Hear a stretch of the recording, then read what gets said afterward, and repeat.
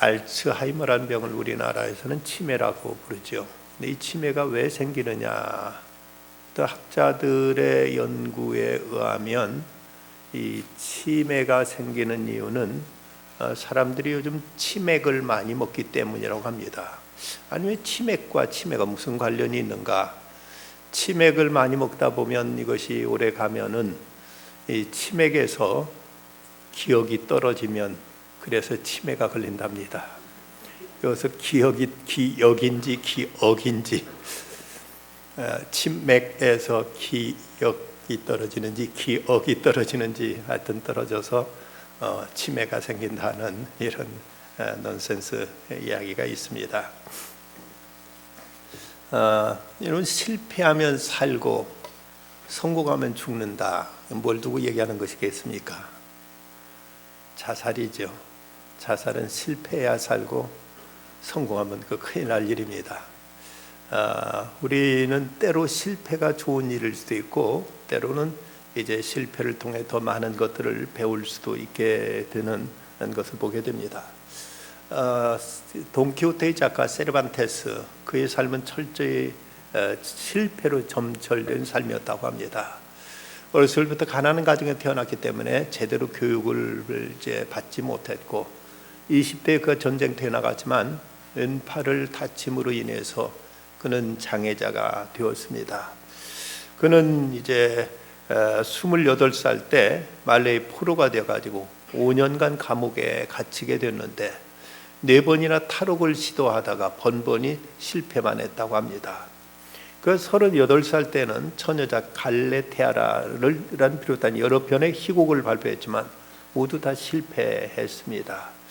생활고를 해결하기 위해서 세금 징수원으로 얼마 동안 일했는데 근데 지방에 다니며 세금을 징수하면서 그만 영수증을 또 잘못 발행해 주는 바람에 그건 또 감옥에 갇히는 이런 이제 사고 이런 일까지도 겪었습니다.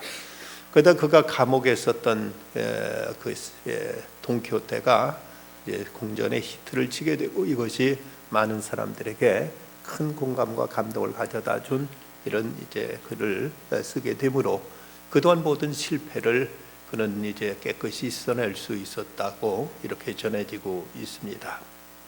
텍사스에 살고 있는 사람들의 격언에 의하면 젖소를 잃어버리지 않는 한 우유를 얼마나 많이 쏟았는지는 전혀 문제되지 않는다 하는 이런 속담이 있다고 합니다. 그 목장에서 젖소만 있다면 우유 좀 쏟았을지라도 또 다시 짜면 되니까 다음 날이면 또 다시 우유는 이제 계속 나올 테니까 젖소만 잃어버리지 않는다면 우유를 얼마나 쏟았는지는 별로 크게 문제될 것 없다는 말처럼 우리가 여러 가지 많은 실패가 있다 할지라도 우리가 믿음만 굳건히 붙잡고 있으면 우리들이 실패가 도리어 더 큰 이제 변화 그리고 더 큰 어떤 이제 도약의 계기를 마련해 줄 수도 있을 것입니다. 노벨 물리학상 수상자로 유명한 볼프강 파울리는 그는 특별한 사람인데 그는 이론 물리학자인데 그런데 그에게 이제 특별한 이제 어떤 현상이 있었던 것은 그는 어떤 연구실이든 실험실이든지만 가면 왠지 실험 도구가 깨지고 넘어지고 뭐가 자꾸 사고가 나는 일이 있어서 그 심지어 파울리 효과라는 말까지 생길 정도로 그의 동료 교수들 가운데서도 그 제발 좀 우리 실험실 오지 말라고 그를 가로막기도 하고 이런 일들이 너무 잦다 보니까 이런 파울리 효과라는 말까지도 생겨나게 됐다고 합니다. 주변 동료라든지 주변 사람들까지도 어떤 이제 중요한 어떤 실험 같은 거 할 때는 제발 좀 오지 말라고 막을 정도로 그가 가면은 그에 이제 자꾸 어떤 이런저런 사고가 터졌다는 것이죠. 근데 이 파울리 효과라는 것이 그대로는 이제 어떤 그 다른 의미로 이것이 쓰여지게 되는데 어떤 문제 생기면 남 탓하는 이런 이제 그 의미로 이 말이 이제 전용되어서 쓰이게 됐다고 합니다. 뭔가 잘못되거나 자기가 실패하면 누구 때문에 그렇다. 이제 이 파울리가 왔기 때문에 그렇다. 자기가 실수했거나 아니면 우연히 일어난 사건인데도 불구하고 이 파울리 때문에 이런 일이 벌어졌다고 해서 그래서 말 자체가 파울리 효과라는 이런 말까지 다 생기게 됐는데 우리에게 있어서 어떤 문제, 실패라든지 어떤 일이 벌어졌다면 거기에 대한 원인, 요인을 잘 우리가 분석하고 그리고 거기에 대해 적절히 대처를 하는 것이 이 문제를 다시 반복하지 않는 이런 그 자세지, 자꾸 남 탓하고 누구 때문에 이렇게 됐고 자꾸 환경 탓, 세상 탓 하다 보면 문제는 전혀 개선될 수 없고 같은 실수는 거듭 계속 반복될 수밖에 없습니다. 그래서 우리에게서 어떤 사안이 있을 때 여기에 대해서 왜 이런 일이 일어났는가, 이 문제점이 뭔가, 이걸 제대로 분석하고 여기에 대해서 적절하게 대처하는 것, 이것이 지혜론자의 자세라고 이렇게 말할 수 있습니다. 사도 바울은 내게 능력 주시는 자는 내가 무엇이든 할 수 있다고 이렇게 고백했다면, 우리도 하나님께서 함께 하신다면, 우리에게 능력 주신다면 어떤 악조건, 어떤 어려운 환경과 실패에서도 우리 넉넉히 다시 모든 걸 떨고 일어날 수 있게 될 것입니다. 오늘 말씀해 보면 우리가 겪게 된 어떤 실패의 원인에 대해서 이렇게 말씀합니다. 너희 중에 싸움이 어디로부터, 그리고 다툼이 어디로부터 나느냐. 여기서 하나님의 관계의 어떤 실패를 우리가 상정할 수 있는데, 여기 싸움이라고 하는 말은 헬라어로 폴레모이라고 해서 이것은 예사 싸움이 아니라 어떤 그 다자간의 싸움, 그러니까 전쟁을 뜻하는 말이라면, 그 다음에 다툼이란 말은 헬라어로 마카이라고 해서 분쟁을 뜻하고 어떤 개인적인 어떤 싸움을 의미한다고 이렇게 말할 수가 있습니다. 우리가 살아가는 삶 속에서는 어떤 조직과 조직 간에, 국가와 국가 간에 어떤 이제 부류와 또 다른 부류 간의 싸움이 있는가 하면, 또 개인적으로 이런저런 다툼과 어떤 갈등과 대립은 늘 있습니다. 이런 일들 때문에 우리가 힘들고, 이런 일들 때문에 평안이 깨어지고, 이래서 우리가 늘 이제 불편한 가운데 살아가는데, 이런 일이 무엇 때문이냐고 말씀하고 있습니다. 여기에 대해서 먼저 오늘 1절 말씀 보면 바로 정욕 때문이다. 어디로부터 나느냐? 원인을 묻고나 한바도 대답하기를 너희 지체 중에 싸우는 정욕으로부터 나는 것이 아니냐 하고 이렇게 말씀하고 있습니다. 이 정욕이란 말은 때로 욕심으로도, 때로는 쾌락으로도 이제 그 나타내는 의미를 품고 있는 말인데, 우리의 다툼과 갈등 속에는 우리의 어떤 탐욕, 우리의 어떤 욕심, 아니면 우리의 어떤 쾌락을 추구하는 마음, 이런 것들로 인해서 우리에게 이런 다툼과 싸움이 늘 이제 끊이지 않고 일어난다고 말씀합니다. 언젠가 링컨 대통령이 정원을 거니는데 거기에 꼬마 아이가 2명이 있는 걸 보고 이제 호주머니 속에 보니까 호두가 3알이 있어서 이걸 아이들한테 주었습니다. 그랬더니 두 놈이 호두 3개를 가지고 서로 자기가 2개씩 갖겠다고 싸우는 겁니다. 하나는 자기가 키가 더 크니까 자기가 더 크니까 갖겠다, 자기가 2개 갖겠다고 하고, 하나는 자기가 먼저 받았으니 자기가 2개 갖겠다고 이렇게 곡시각시 싸우는 모습을 보았습니다. 그 옆에 있던 어떤 그 옆에 그 보좌관 하나가 아이 카카, 왜 저 아이들 왜 싸우고 있습니까? 하고 이렇게 물었습니다. 그러자 그때 링컨이 대답한 말은 인류의 보편적인 문제 가지고 싸우고 있다네 라고 이렇게 대답했습니다. 어디서 더 가지려고 하는 인간의 욕심들, 빼앗기지 않으려고 하는 인간의 생각들, 이런 것 때문에 늘 어느 국가 간에든 어떤 지역 간에든 어떤 조직 간에든 항상 이런 다툼이 끊이지 않고 있는 걸 보게 됩니다. 칼 마르크스는 약육강식이라든지 적자생존이라든지 이런 말로 이걸 풀이했습니다만은 거듭 이 야고보서에 보면은 이런 어떤 다툼과 갈등의 문제를 이제 소위 믿음의 공동체, 교회 안에서도 일어나고 있어서 여기에 대해 거듭 반복해서 우리에게 이제 교훈을 주고 있습니다. 이미 1장 19절로 20절 사이에서는 교회 안에서 일어나는 싸움에 대해서 말씀한 바 있고, 2장 1절로부터 9절에서는 계급 간의 어떤 분쟁, 갈등에 대해서, 또 4장 11절로 12절에서는 개인적인 싸움에 대해서, 그리고 5장 1절부터 6절에서는 가진 자와 갖지 못한 자에서 일어나는 이런 다툼에 대해서 말씀하고 있습니다. 세상에 많은 싸움이 있습니다. 집단적인 싸움이 있고, 또 이제 사회적인 싸움도 있고, 아니면 내 자신 안에도 어떤 갈등과 어떤 생각의 대립이 우리에게 있습니다. 이걸 어떤 인도의 철학자는 표현하기를, 우리 마음속에는 2마리 개가 싸우고 있다. 한 마리는 하얀 개고 한 마리는 검은 개인데, 이 검은 개가 이길 때는 우리들의 어떤 정욕과 우리들의 어떤 분노와 우리들의 어떤 사람들의 미움, 이런 것이 우리를 이제 지배하게 되고, 흰 개가 이길 때는, 그럴 때는 우리가 이제 마음의 평안함과 그리고 관계의 화평과 우리의 그 삶 속의 어떤 안정과 질서를 유지하는 쪽으로 이제 나타나게 된다고 이렇게 말했습니다. 혹시 오늘 밤에 이렇게 교회 나오신 여러분들 마음속에는 흰개와 검은 개가 싸우다가 흰개가 이겨서 나오신 분들은 안 계십니까? 어떤 분은 당연하게 나오신 분도 계시겠지만 어떤 분은 흰개와 검은 개가 막 싸우다가 그래도 흰개가 이기는 바람에 그래도 예배 있는 날 교회 나가야지 하고 이렇게 좋은 마음 품고 나오신 분들이 이 자리에 분명 계신 줄 믿습니다.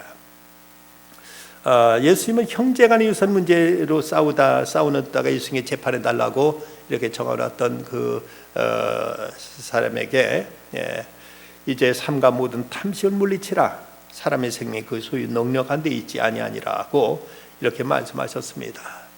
모처럼 예수님께 저들에게 오셔서 귀한 말씀 천국의 복음을 들려주는데 근데 예수님한테 찾아와서 기껏 형제간의 돈 문제나 이거 해결해 달라고 하는 그 모습을 보고 예수님이 얼마나 한심하셨을까 하는 생각을 갖게 됩니다.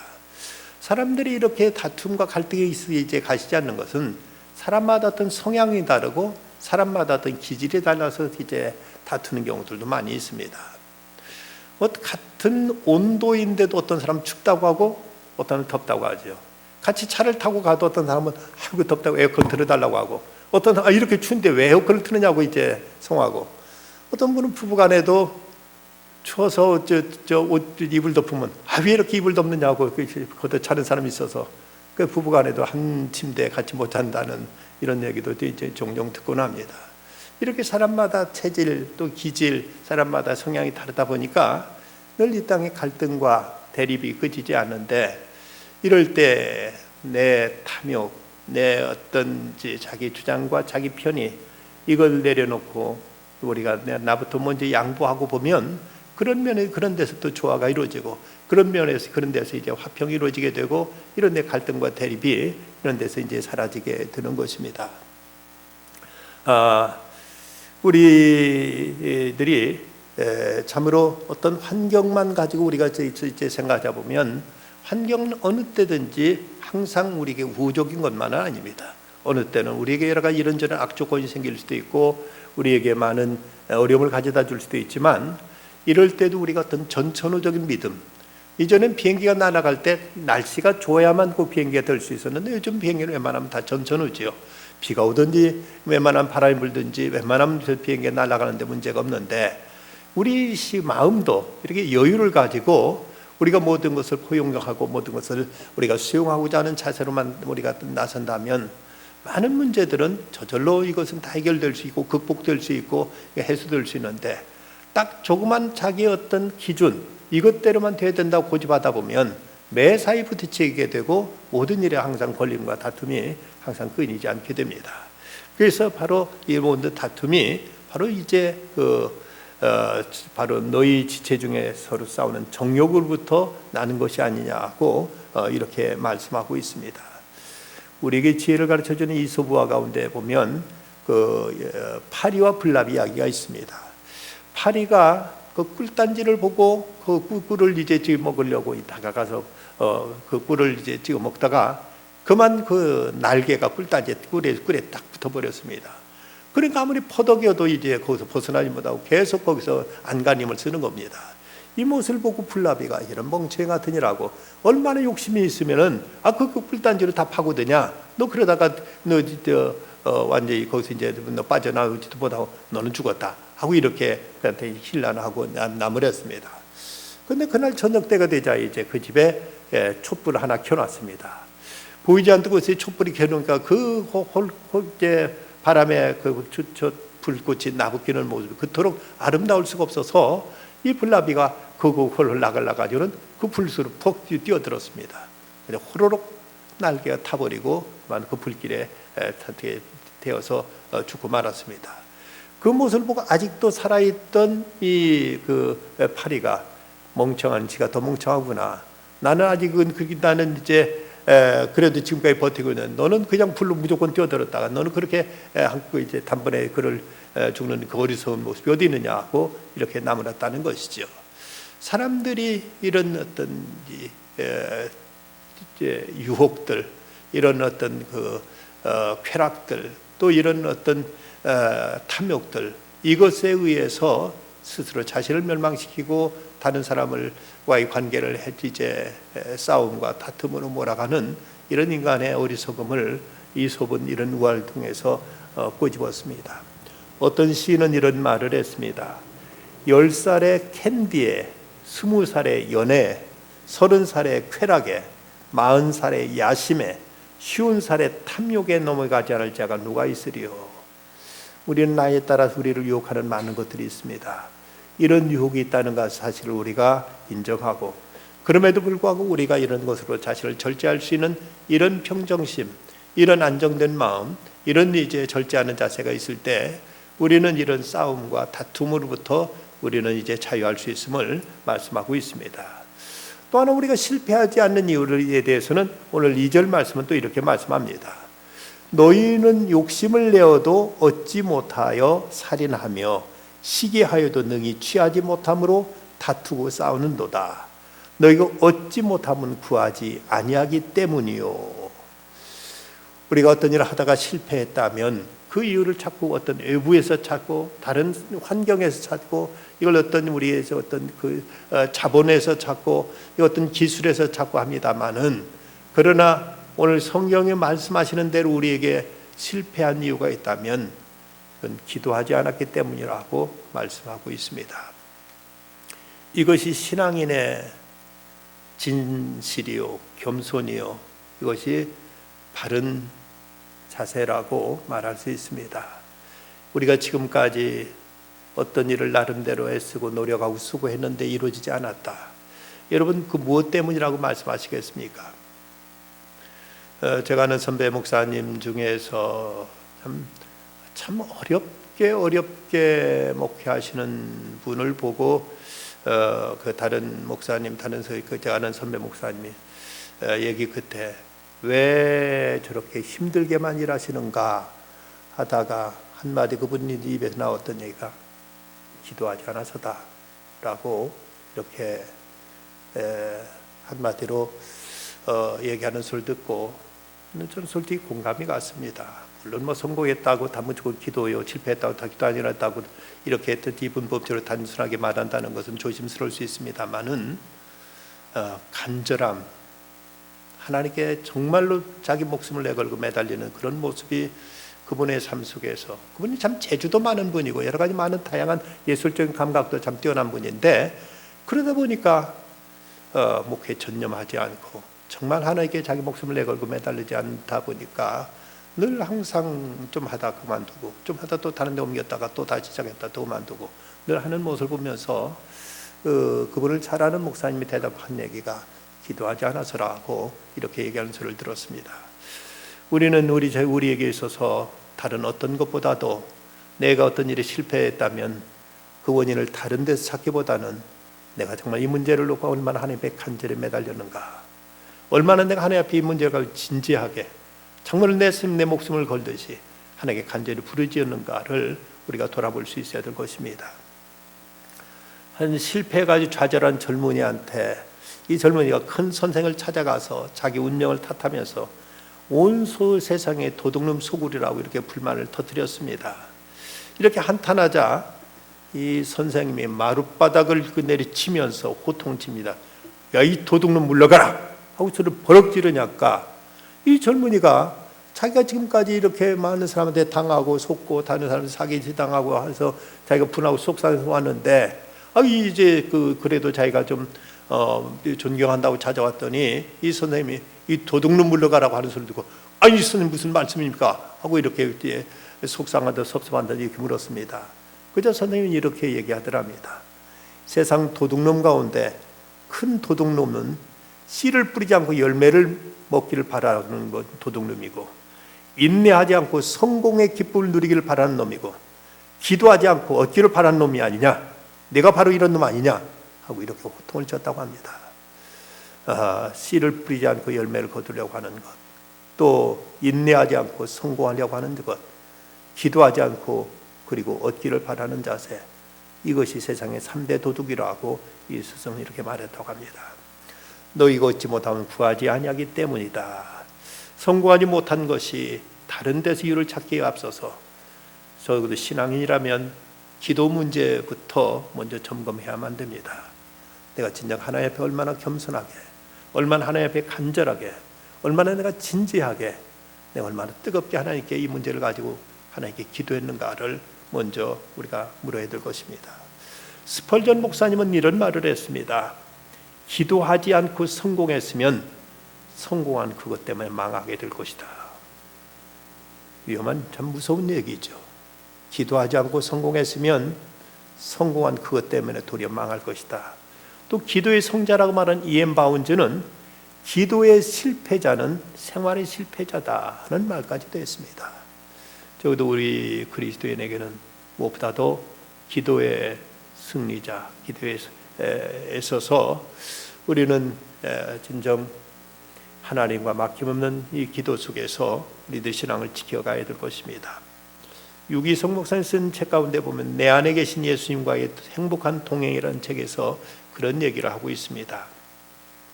청년 사역을 하는 어느 목사는 얼굴이 예쁜 자매들이 결혼한 후 불행해지는 경우를 많이 보았다고 한다. 그 이유가 궁금해 자세히 살펴보니 기도에 문제가 있었음을 발견했다는 것이다. 얼굴이 예쁜 자매들은 접근하는 형제들이 많으니 결혼에 대한 걱정이 없다. 그래서 결혼을 위한 기도의 필요성을 별로 느끼지 못해 충분히 기도하지 않아서 행복한 결혼 생활을 하지 못하더라는 것이다. 반면 특별히 예쁘다고 생각하지 않았던 자매들이 의외로 행복한 결혼 생활을 하는 경우를 많이 보았다고 한다. 이들은 하나님이 도우셔야 결혼한다는 겸손에서 나온 기도가 있었기 때문이다. 어떻게 생각하십니까? 자칫 자기 얼굴 미모만 믿고 하나님을 의지하지 않고 자기 같은 사람 누가 자기를 아껴주지 않으려는 이런 오만한 생각 가지고 기도 없이 결혼에 뛰어들었다가 자칫 잘못되는 경우들이 있을 수 있고, 또 이제 모든 거 하나님의 은혜로 생각하고 하나님께 간절히 기도하면서 겸손히 매사에 접근할 때 이런 사람이 결혼뿐만 아니라 매사에 이런 사람이 승리할 확률이 높고 성공할 그 가능성이 훨씬 크다는 사실을 우리는 인정해야 되겠죠. 기도하지 않아서 너희가 실패한다고 성경은 분명히 우리에게 말씀하고 있습니다. 근데 어떤 사람은 기도를 물론 해야 될 줄 알지만 기도할 일이 바빠서 기도할 시간이 그렇게 내기 어렵다고 이렇게 말하는 사람도 있습니다. 이런 사람에게 이렇게 말하면 뭐라고 대답할까요? 시간이 없어 나 숨 쉴 수 없다. 여러분, 우리 호흡이라는 것은 언제 어디서나 숨은 쉬어야 되고 숨은 쉴 수 있는 것이죠. 어떤 자매가 제가 늘 가정일에 늘 매달리느라고 기도할 잠을 못 온다고 늘 이제 스스로 불평했었는데 한번 은혜 받고 나니까 그것이 결국 문제가 안 되더랍니다. 아이 기저귀 갈면서도 기도하고, 설거지하면서도 기도하고, 시장 가면서도 기도하고, 늘 그가 기도의 문이 열리니까 기도 어떤 시간과 장소의 어떤 구애가 제한이 없더라는 것이죠. 어디서나 늘 하나님 앞에 하나님을 부르고 하나님께 기도하고 교통하고 하나님과 대화하다 보니까 결코 시간이 문제가 아니더라는 것을 이 집사님은 자기의 삶 속에서 체험했노라고 이렇게 말하더랍니다. 사람들이 기도에 대해 실패하는 이유 가운데는 한두 번 기도했다가 이루어지지 않으면 에이, 하나님 내 기도는 안 들으시는가 보다 하고 이렇게 지레 단념해 버리는 데서 기도가 더 이상 나가지 못하는 경우들을 많이 봅니다. 어떤 심리학자가 그 병에다가 유리병에다가 벼룩을 넣어놓은 다음에 뚜껑을 덮었습니다. 근데 벼룩은 20cm 정도는 충분히 떼고 어떤 놈은 30cm 이상도 더 띄어올르는 놈인데 한 10cm 남짓 때는 저기에다가 벼룩을 넣고 뚜껑을 이제 닫았더니 펄쩍 뛰었다가 뚜껑에 탁 부딪히니까 떨어지고 또 탁 뛰었다가 이제 뚜껑에 부딪히니까 떨어지더니 그들은 뚜껑을 열어놔도 아예 뛸 생각을 하지 않더랍니다.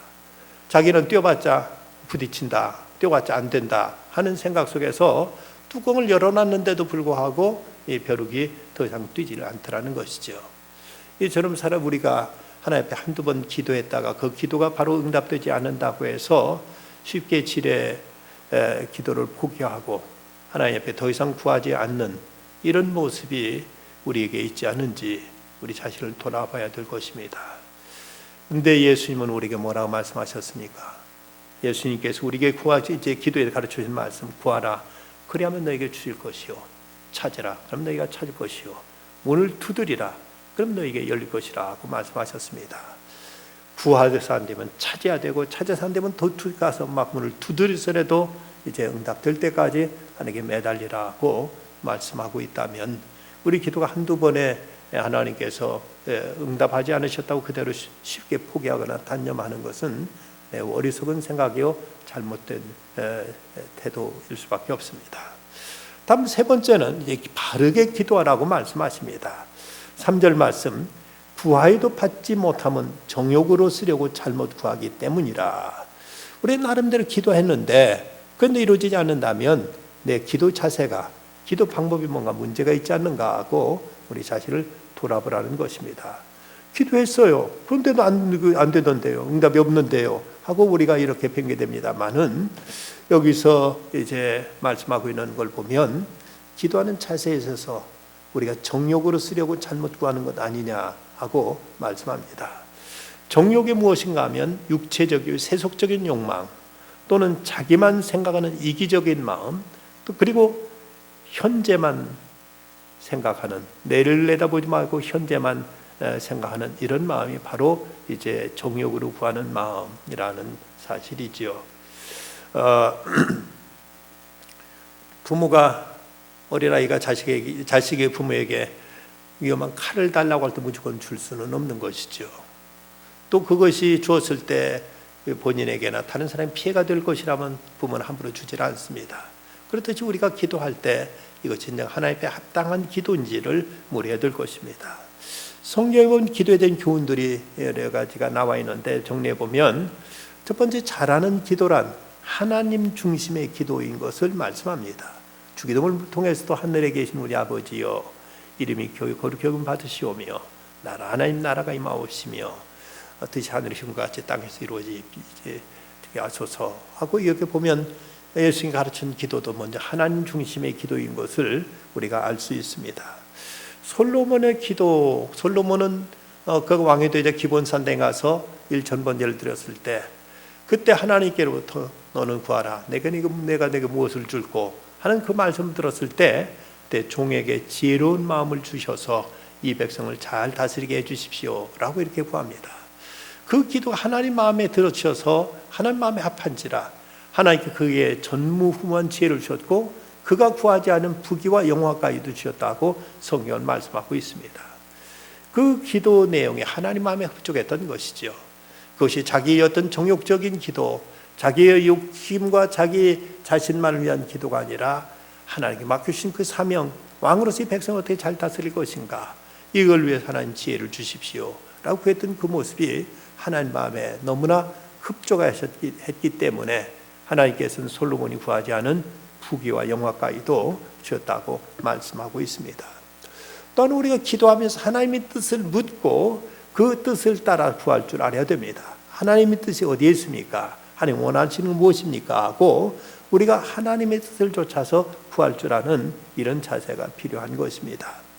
예수님께서는 겟세마네에서 기도하실 때 아버지, 할 수만 있으면 이 잔이 내게 지나가게 해주십시오 라고 기도하셨습니다. 하지만 예수님은 또 그러나 내 뜻대로 마치고 아버지 원대로 이루어지다 하고 예수님은 하나님 뜻을 그대로 받아들이십니다. 우리가 또 하나님께 어떤 소원을 아뢰을 수 있습니다. 하지만 이것이 하나님 뜻에 합의하지 않는다면 이루어지지 않게 하시고, 하나님 뜻을 기뻐하신다면 하나님 이것이 이루어지게 해주십시오 하고 그 모든 주도권을 하나님께 맡길 줄 아는 이런 겸손함과 이런 하나님 앞에 이제 그 하나님의 뜻이 내 뜻보다 더 높다는 것을 우리가 인정할 줄 알아야 됩니다.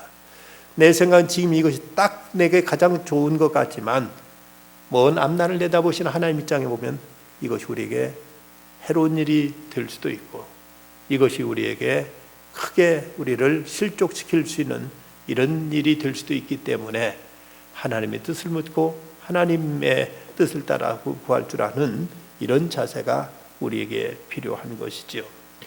또 이제 그 잘하는 기도는 기도를 통해 늘 자기 자신을 이제 변화시켜가는 이런 모습입니다. 끊임없이 이제 하나님 뜻을 묻고 그 하나님 앞에 내 자신을 바꿔가는, 고쳐가는 이런 자세지요. 미워하면서 기도했는데 기도하면서 그를 위해 용서하는 마음이 생기고, 그토록 이제 우리가 다른 사람 무엇인가 얻기만 바랬는데 이제 주는 마음으로 바뀌어지게 되고, 그런가 하면 잘못된 사람 바로 잡아달라고 하다가 내게도 문제가 있음을 알고 자기 자신을 고쳐가는 이런 자세들, 많은 경우 하나님, 내 남편, 우리 시어머니, 우리 이제 신우 누굴가 뭐 어떻게 나쁘니까 이거 고쳐주세요 하는데, 그러나 가만히 기도하다 보면 내게도 문제가 있는 걸 알고 내 자신이 먼저 용납해야 될 것을 성령께서 우리에게 계시해 주실 때가 많이 있습니다. 이런 모습을 보면서 우리는 나는 요지부동 가만히 있고 다른 것만 바뀌기를 바라는 이런 자세를 가지게 될 때 되는 경우가 있는데, 어떤 임금님이 한번 이제 그 밖에 나갔다 이제 왔더니 이제 도로가 그 당시만 해도 뭐 이제 변변치 않았던 때라 자갈이 있고 때로는 나무뿌리가 있고 해서 온통 이제 그 걷기가 힘들었던지 온 땅에다 다 양탄자를 다 깔도록 해라 하고 신하한테 명령했다고 합니다. 그저 신하가 그 말을, 지혜로운 신하가 그 말을 듣더니, 임금님, 온 세상에 그렇게 양탄자를 가실 필요까지는 없습니다. 임금님 발바닥에만 깔면 되는 거지요 라고 말했답니다. 임금님 발바닥에 양탄자 깔고 도톰한 그런 양가 육죽을 붙이면 어디 가나 다 양탄자처럼 부드러운데, 그런데 세상을 다 가려야 된다는 그 생각이 얼마나 어리석은 생각입니까? 우리는 내 자신만 바꾸면 세상을 많이 달라질 수 있습니다. 근데 나는 전혀 바꿀 생각하지 않고 세상에 달라져야 된다고 하면 고집한다면 그 세상은 과연 어떻게, 세상 온 천만 수억 수십억의 인구가 사는 사람의 비율을 어떻게 세상에 다 맞춰줄 수가 있겠습니까? 우리는 말씀을 통해 기도를 통해 내 자신을 변화시켜 갈 줄 아는 이런 자세가 필요한 것이죠. 그리고 무엇보다 잘하는 기도는 하나님과 끊임없이 대화하는 기도가, 이건 아름다운 기도, 이것이 좋은 기도입니다. 그래서 우리가 새벽재단에 기도하러 나왔는데 왜 설교를 왜 하느냐고 생각할지 모릅니다만은, 내가 30분 기도하면 하나님 말씀 30분 성경책을 펴고 읽으면서 하나님과 대화, 하나님의 말씀을 듣기도 하고 또 나도 하나님께 아뢰기도 하고, 말씀을 듣는 것만 하는 것 좋지 않고 또 나 혼자만 말하는 것 좋지 않습니다. 이 두 가지가 균형을 이루고 이 두 가지가 같이 이제 조화를 이루어야 이 기도가 좋은 기도인 것이죠. 우리가 또 기도도 나 혼자 계속 뭐라고 계속 이제 하나님의 퍼붓듯이 해놓고 나서 아멘 끝 하고 일어서는 것보다는, 내가 기도하고 나서 하나님, 제가 이렇게 제 소원을 하랬습니다마는 하나님이 이래도 하나님은 어떻게 생각하십니까? 여기다 하나님의 뜻은 무엇입니까? 하고 겸손히 하나님을 묻게 될 때, 그럴 때 하나님 또 우리 마음에 응답하시고 우리에게 새로운 길을 가르쳐 주시고, 그때 하나님께서 우리 가운데 이제 성령의 감동으로 우리에게 응답을 주시는 것입니다. 그러기에 우리가 하나님께 기도한다는 것, 이것은 하나님과 대화적인 관계라는 것을 잊지 말아야 될 것입니다. 때로는 서원 기도도 필요합니다. 하나님께 해주신다면 저는 이걸 어떻게 하겠습니다. 자기도 책임을 담당하겠다는 이런 자세. 때로는 우리가 어떤 목적을 아려는 것, 하나님께 돈을 달라면 하나님이 돈을 어떻게 쓰겠습니다. 건강을 달라고 기도한다면 이 하나님께 주신 건강을 통해서 제가 무슨 일을 하겠습니다 하는 이런 자세도 하나님 앞에 우리가 모두가 하나님께 맡기는 것이 아니라, 나도 내 스스로 하나님 앞에 어떻게 책임적인 이런 자세를 지겠습니다 하는 이런 태도로서 아름다운 기도의 모습이 될 수 있습니다. 미국의 로버트 맥팔레인이라는 그 사업가가 있었습니다. 이분은 그 사업을 잘 해나가다가 친구와 불화하는 바람에 어쩔 수 없이 한 보험회사 경영을 떠맡게 되었다고 합니다.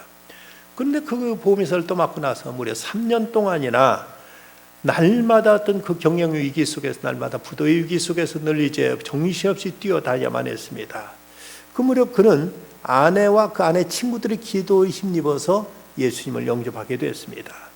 근데 그리고 나서 아내는 그를 위해서 계속 기도했는데, 그는 그래도 아직 이제 문제가 해결되지 않아서 정신없이 문제를 해결하기 위해서 이리 뛰고 저리 뛰고 다녔는데, 어느 날 이제 차를 몰고 가다가 그냥 이대로 어디론가 사라져버리고 싶은 이런 충동이 느껴졌습니다.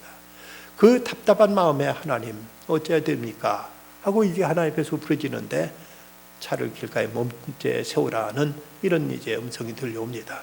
차를 그대로 이제 세웠습니다.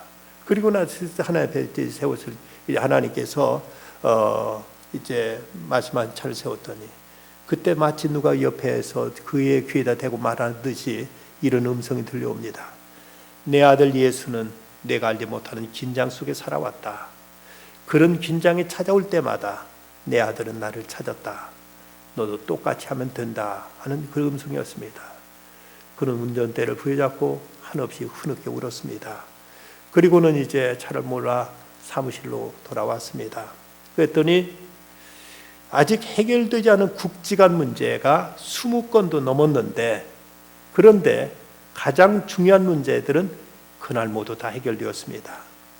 고객들이 보험회사를 바꾸지 않겠다고 결정했고, 또 거액의 연체 보험료를 납부하는 일도 벌어졌습니다.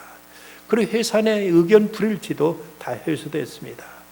로버트 맥팔린 사장은 아내와 친구들 그 덕분에 그는 하나님을 만날 수 있었고, 그때부터 하나님 앞에 기도하는 법을 배우기 시작하면서 그의 사업은 승승장구로 이제 번성해 나갈 수가 있게 되었다고 합니다. 그는 그때 어려운 일을 당할 때마다 내 아들 예수는 내가 알지 못하는 긴장 속에 살았다. 그런 긴장이 찾아올 때마다 내 아들은 나를 찾았다. 너도 그렇게 하면 된다는 그 음성을 듣고 늘 하나님께 기도하기를 통해서 그는 대기업으로 이제 큰 기업 사업가로 크게 도약할 수 있었다는 것입니다. 기독교 신앙이 무엇이냐고 묻는다면 한마디로 기도의 생활이라고 말할 수 있습니다. 기도 없는 신앙은 이건 가짜입니다. 이건 신앙이 아닙니다. 종교의 생활일 뿐입니다. 우리가 하나님과의 바른 관계를 위해서 오늘 말씀을 따라서 너희가 얻지 못하면 구하지 아니하며 구하기도 얻지 못하면 너희가 정욕을 쓰려 잘못 구합니다. 내 모든 정욕을 내려놓고 하나님 앞에 간절히 기도하는 중에 주님의 도우심, 주의 은혜 가운데서 문제 하나하나 풀어가고 인생에 있어서 참된 승리자로 살아가게 되시기를 주의 이름으로 축원합니다. 기도하십시다. 고마우신 아버지 하나님, 오늘도 이만한 건강으로 주 앞에 나와 예배할 수 있는 이 자리에 있게 하신 것 감사합니다. 오늘도 주의 말씀 받았습니다. 사람 저희들이 인생에서 때로 이런저런 실패도 있고 어려움도 곤경도 당하지만 주님 너희가 얻지 못하면 구하지 아니함 때문이라고 말씀하셨사오니 주님 이제 기도의 사람 되게 해주시고 기도하되 하나님 뜻을 따라 바르게 기도하여 늘 주께로부터 응답받고 하나님의 선하신 손길을 인도함 받고 살아가는 믿음의 승리자들 다 되도록 축복해 주시옵소서. 하나님, 코로나19로 인해서 온 땅이 두려움 가운데 쌓여 있습니다. 이때도 하나님을 앙망하고 의지함으로 독수의 날개 지고 올라가면 담대하게 저 높은 곳을 향하여 힘차게 저희들이 이제 붙을 수 있는 믿음의 담력을 허락하여 주시옵시고, 주님을 믿고 의지하고 찾는 중에 하나님 돌보심 속에 이 땅에 다시 평안히 깃들게 하시고 이 코로나19가 속히 이제 진정되게 하시며 하나님 그리하여 또 다시 모든 성도들이 정상적으로 나와서 예배하는 이런 일들이 다시 회복되게 하여 주시옵소서. 슬픔을 당한 가정이 싸우니 위로해 주시옵시고 하나님께서 그 가정을 향한 주의 선하시고 온전하신 뜻이 이루어지게 해 주시옵소서. 예수님의 이름으로 기도드리옵나이다. 아멘.